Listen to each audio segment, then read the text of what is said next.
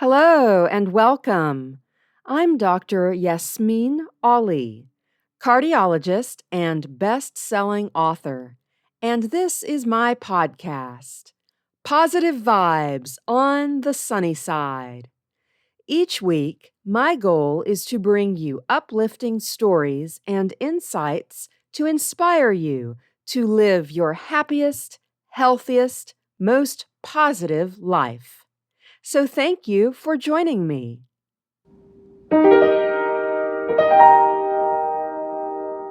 Hello, Positive Vibes listeners. Quick note to let you know that if you're on Spotify, I've made my Positive Vibes playlist publicly available.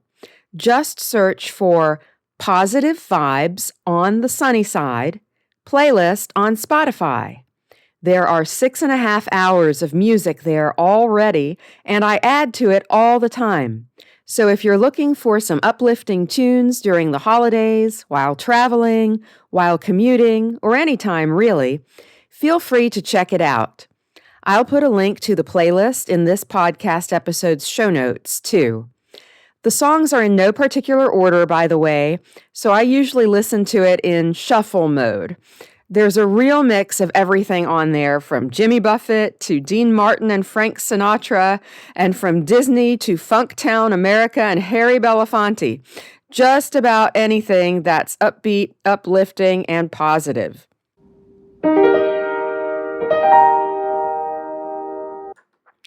Now, for today's episode, and in this season of Thanksgiving, I wanted to offer you a moment away from the hubbub of travel and food prep and shopping and all the rest, to reflect on the true reason for this season, giving thanks.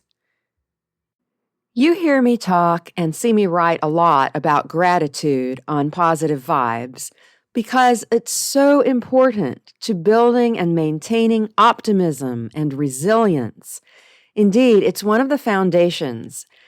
As you've seen, if you have your free ebook, my 8-step guide to positive living, and you can get that by subscribing to the Positive Vibes e-magazine and newsletter. Just see the link in the show notes.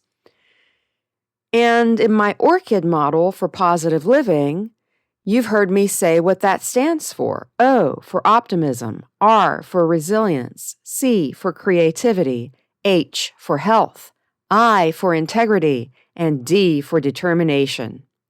As it turns out, gratitude is important to all of them. So you know that gratitude is far more than a polite thank you or a fleeting feeling of appreciation. It's a profound practice that rewires our brains and transforms our lives from the inside out. When we cultivate gratitude, we're not just thinking positive thoughts, although you know that's important. We're actually changing the architecture of our minds and the physiology of our bodies in measurable, meaningful ways. Scientific research has revealed something quite remarkable. Gratitude literally changes our brain chemistry. When we practice gratitude regularly, our brains release dopamine and serotonin, the neurotransmitters responsible for making us feel good. It's like giving yourself a natural antidepressant, but one that comes without side effects and grows stronger with use. I'm Dr. Studies have shown that people who keep gratitude journals experience fewer symptoms of depression and anxiety, sleep better, and even report fewer aches and pains. Now, of course, you know that I am not saying if you have depression or you need an antidepressant medication that has been prescribed to you by your physician, obviously, I'm not telling you not to take that. But I am saying that gratitude can be part of your arsenal to ward against some of the milder symptoms of depression and may even help prevent some of the depression and anxiety, especially that comes with the holidays, can prevent some of that. So just something to think about. But more than that, the benefits go even deeper. Gratitude strengthens our immune system. It lowers blood pressure. So, see that episode on natural ways to lower blood pressure, the one that I did earlier this year. Just search through the Positive Vibes playlist and you will find the episode on naturally lowering your blood pressure. And you'll see that gratitude is one way to do it, a regular practice of gratitude. Gratitude reduces inflammation in the body, and researchers have found that grateful people take better care of themselves, just like optimists tend to take better care of themselves than pessimists. And again, I'll refer you to another episode of this podcast, the one on the power of optimism to transform your health. So, practicing gratitude is another way to build optimism. So, again, researchers have found that grateful people take better care of themselves. They exercise more regularly. They attend medical checkups. They're more likely to maintain healthy habits. So, it's as if gratitude unlocks a door to self-care that we may not have even realized was there. So I've been alluding to this, gratitude as the foundation of optimism. You've heard me say on Positive Vibes that optimism isn't about being Pollyanna-ish or pretending that everything is perfect or denying that life has its challenges. Of course it does. But true optimism is about seeing possibilities even in difficulty. And gratitude you can think of as the soil, the kind of soil in which that type of optimism grows. So when we practice gratitude, we train our minds to notice what's working, what's positive in our lives, rather than fixating solely on what isn't working and what's negative. So again, this doesn't mean ignoring our problems or being in denial. It means approaching them from a position of strength rather than scarcity, a mindset of abundance. When we think of all the things we're grateful for, we help cultivate that positive mindset of abundance rather than one of scarcity. So you can think of it this way, and this hits at the resilience that gratitude can help build as well. So think of it this way, two people might face the same challenge, but the one who has cultivated gratitude enters that challenge with a fuller reserve of emotional resources. They have more resilience because they remember past difficulties they've overcome, relationships that have supported them, and their own resilience in these situations. So gratitude shifts our attention from what we lack to what we have, and this shift can change everything. The optimist sees setbacks as temporary rather than permanent, specific rather than universal. And where does this perspective come from? Often it comes from the practice of gratitude, from having trained the mind to recognize the good that persists even when things go wrong.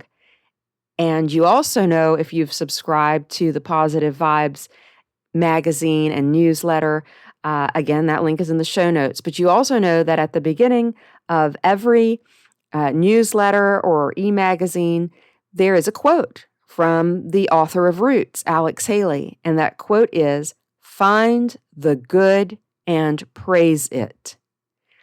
That is a way of practicing gratitude and cultivating optimism. So research shows that grateful people are more likely to help others too. They're more generous with their time and resources, and they are better at building strong social connections. And these connections, in turn, create a network of support that reinforces optimism and resilience. It becomes a beautiful cycle. Gratitude fosters connection, connection provides support, and support enables us to remain hopeful even in difficult times. So let's go back to this concept of gratitude as a pillar of resilience. We've talked about the O in my orchid model, O for optimism and R for resilience. Well, life brings its storms to everyone, but what separates those who emerge stronger and who maintain their optimism from those who remain stuck isn't the absence of pain, but the presence of resilience. And gratitude is one of the most powerful building blocks for resilience. When researchers study people who have faced significant adversity, like trauma survivors, people coping with chronic illness, those who've experienced profound loss, they consistently find that gratitude is a common thread among those who adapt and grow. Now, it's not about toxic positivity. As we've mentioned, it's not about forcing yourself to be thankful for suffering at all. Rather, it's about the ability to hold two truths simultaneously. This is hard, and I still have things to be grateful for. And focusing on those things that you are grateful for helps build resilience and strength, because gratitude gives us perspective. In the midst of challenge, it reminds us of our larger story. Yes, this chapter is difficult, but the book of our lives contains other chapters too. Moments of joy, love, achievement, beauty. Gratitude helps us remember that we are more than our current struggles. Furthermore, gratitude builds what psychologists call, quote, psychological capital. That means it's a reservoir of positive emotions that we can draw from during hard times. Studies following people through difficult periods have found that those who maintained gratitude practices experienced less severe symptoms of post-traumatic stress and bounced back more quickly from setbacks. That's that resilience. And so resilience isn't about being unbreakable. It's about knowing how to repair and rebuild. And gratitude provides both the tools and the motivation for that reconstruction. It helps us recognize the helpers, the small wins, the unexpected gifts that are always in our lives. So, how can you practice gratitude? How can you cultivate gratitude in your own life? Well, the good news is that gratitude is a skill. And like any skill, it can be developed through practice. That's why we call it a practice of gratitude. So, here are just a few ways to make gratitude a daily part of your life. You have heard, for instance, some of my Positive Vibes interviewees, and I point most specifically to the second episode of this podcast when I interviewed Patty Damesworth about all the positive things that she does. I really feel that she's the essence of positive vibes, and that's why we started our interview series with her.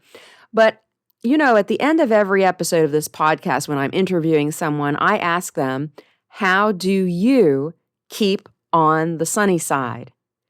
And many of them mention something that they are grateful for. Patty, if you go back again, that's episode 2, at the very end of that episode, when I ask her, how do you keep on the sunny side? One of the specific things she mentions is her practice of gratitude. She wakes up every morning and says to herself, tells herself what she's grateful for every morning when she wakes up. And so one of the easiest ways to start your practice of gratitude is to think of 3 things that you are grateful for. And for me, I try to make those different things every day. It could be some things that happened that day. It could be some things generally in my life, a person, a pet, an event, a circumstance, or something I did that day, or something that was wonderful that happened that day. So there's so many things to be grateful for. And so when you go to sleep at night, and this will help you fall asleep and sleep better, you can think of those 3 things that you were grateful for that day, or you can do it when you wake up in the morning. Okay, what am I grateful for? What is wonderful about this world that I'm about to get up and go into? So just 3 things every day, or you could do it 2 times a day, morning and night. however you like, but find a time of day that works for you and think of just 3 things that you're grateful for. You might do it right now while you're listening to this podcast. Certainly, Thanksgiving is the perfect time to start doing this. So, what are you grateful for? Think of those 3 things. Now, secondly, another way to start a practice of gratitude or maintain a practice of gratitude is perhaps the most well-researched method, and that is keeping a gratitude journal. So if you're someone who likes to write things down or who likes to write at all, set aside 5 minutes a day. Many people find that evening works well to write down the 3 to 5 things you're grateful for. The key is specificity. Rather than writing, I'm grateful for my family, which I hope you are, but you might write, I'm grateful for the way my partner made me laugh this morning when I spilled coffee all over myself. Something like that. Specific gratitude activates stronger emotional responses and creates more vivid memories. So when you write something like that down, you're not only showing your gratitude and feeling that positive mindset that comes with it, you're also solidifying a memory, a good memory for yourself. Another way to practice gratitude is to write a thank you note. Remember when we always used to do that? People used to send thank you notes to each other. I hope that you still do that. I try to, but it has fallen a little bit by the wayside. But think of someone who has made a positive difference in your life, but whom you've never properly thanked. Now, this is a little bit more than a thank you note, actually. Thank you notes are one way to practice gratitude, and you know how to write a thank you note for something that you've received or for something that someone has done for you. But now I want you to expand that thought to what has been called the gratitude letter. So think of someone who has made a positive difference in your life, but whom you've never properly thanked, and write them a letter describing specifically what they did and how it affected you. If possible, deliver it in person. You might even want to call them and read it aloud to them.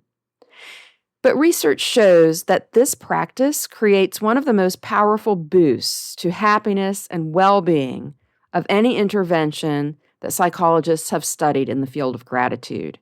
So this is really meaningful. It's something to think about. You might, if you're not a writer, you don't want to write something down, you don't want to write a letter, call someone or see them or have lunch with them, whatever it may be, and tell them thank you. Make that your goal, your intention for that meeting, for that time, is that you're going to tell this person thank you for what they've done for you. Both of you will feel better. That's a great way to practice gratitude and positivity.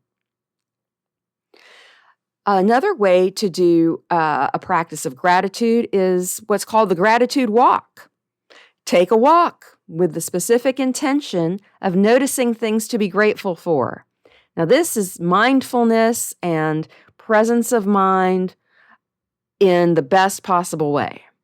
Feel the warmth of sunlight, the strength of your legs, the beauty of a flower growing through a crack in the sidewalk, the rustling of the leaves on the side of the road, the smile of a stranger. All of this combines the physical benefits of movement with the mental benefits of gratitude. Now, practicing gratitude in relationships, an extension of what we've been talking about, is to make it a practice to exercise and express gratitude directly to the people in your life. So you tell your colleague you appreciate how they handled a difficult situation. Thank your child for making you laugh. Text a friend to let them know you're grateful they're in your life. Again, Thanksgiving is a great time to do this. It's a special occasion, and people are not going to think you're weird or out there if you send them a text on Thanksgiving saying, thank you for being in my life. On Thanksgiving, I want to give thanks to you. I'm glad that you're my friend. I'm glad we're friends. It's very simple. But expressing gratitude is the point here. And expressed gratitude strengthens relationships and creates positive feedback loops of appreciation. Now, here's another practice that you might want to use for yourself. See if this might work for you. And it's called the Daily Gratitude Pause. Set a reminder on your phone for the same time each day. And when it goes off, pause whatever you're doing and identify one thing in your immediate environment or in your recent experience that day that you're grateful for. This practice trains your brain to notice opportunities for gratitude throughout the day. So that can also be helpful in cultivating that positive mindset. Also, along the lines of cultivating a positive mindset, and you hear me talk about this a lot on Positive Vibes, is the concept of reframing challenges. So try asking, if you're in a difficult situation or a challenging situation, try asking, what might I eventually be grateful for about this situation? What good might come out of this situation? Sometimes it's a lesson learned. I've had plenty of those. Sometimes it's a strength that you've discovered in yourself, or a relationship that has been deepened through shared struggle. Again, this practice isn't about forcing gratitude prematurely. It's about remaining open to the possibility that even difficult experiences can yield something valuable. And then finally, if you'd like a physical reminder of your gratitude practice, think about starting a gratitude jar. You can keep a jar and small pieces of paper handy, and throughout the week, whenever something good happens or you notice something to appreciate and be grateful for, write it down and put it in the jar. And then on difficult days or at the end of each month, you can go through the jar and read through your collection of grateful moments. That's a very tangible reminder of all the things that are good in your life. So mainly, I want you to become aware that gratitude is always available to you. It's not dependent on circumstances being perfect. It's a choice to notice what's present rather than fixating on what's absent. It's a practice that gets easier and more natural the more you engage with it, just like any other practice. And I can tell you, I have found this to be true in my own life. The more you do it, it's like a muscle. The more you exercise it, the more you practice this gratitude, the more natural it becomes, and it becomes more of your natural state of mind, really. So as you move forward from this moment, carry with you the knowledge that gratitude is one of the most powerful tools you have for creating a life of meaning, resilience, and joy. Not because it makes everything perfect, but because it helps you see more clearly the beauty and goodness that already exist. And I want to express my gratitude now to you, my listeners and Positive Vibes supporters, for taking the time to listen to my podcast and to share it with others.